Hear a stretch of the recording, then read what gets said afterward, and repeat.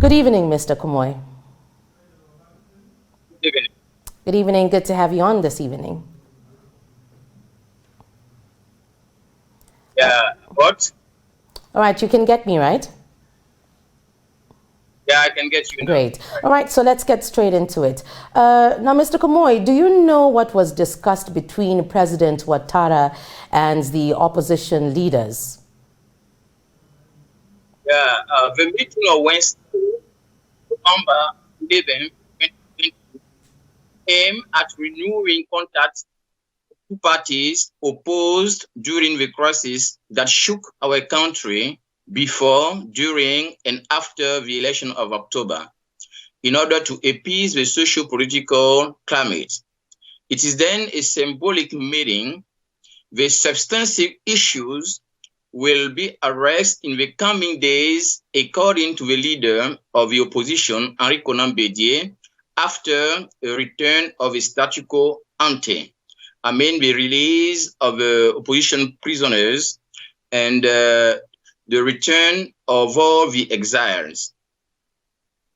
Now, the military was surrounding Mr. Bedie's house. Is he still under house arrest?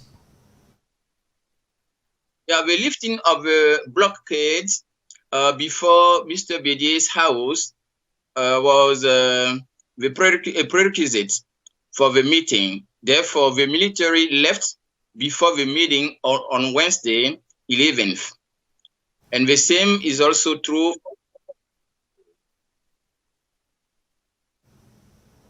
Yeah, go on, we can get you. Yeah, I can get. Yeah. All right. So, having said that, what's the way forward for Ivory Coast? Since the opposition has refused to recognize Mr. Ouattara as president, what's the way forward? Yeah, but what we should say is that the opposition maintains its watchword of civil disobedience, even if for the time being it has been suspended. But in any case, the meeting of the opposition of today and the coming meeting with Mr. Ouattara camp will be decisive for the orientation of the action of the opposition. Because, today there are all gathered in order to tune their violins. You see, on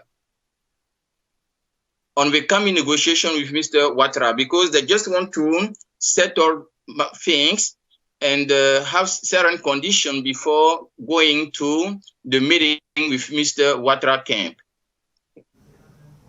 All right, Mr. Chile, thank you so much for your time. Thank